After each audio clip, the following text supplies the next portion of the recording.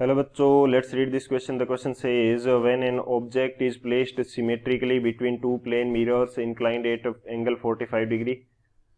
Option first 7, option second 9, option third 6 and option fourth 8.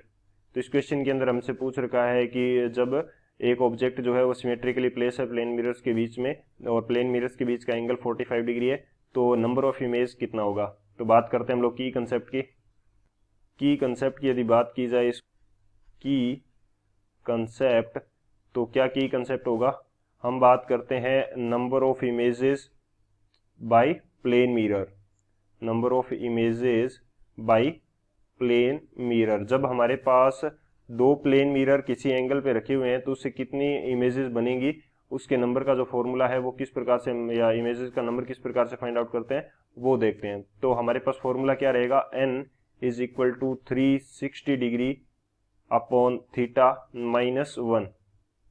Theta minus 1 ये हमारे पास formula रहता है. थीटा क्या है, theta is angle between plane mirrors. Angle between plane mirrors.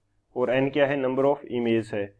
अब ये हमारे पास किस कंडीशन के अंदर अप्लाई होता है, ये जो फॉर्मूला है ये हमारे पास उस कंडीशन में अप्लाई होगा व्हेन, जब हमारे पास when if 360 degree by theta is even number.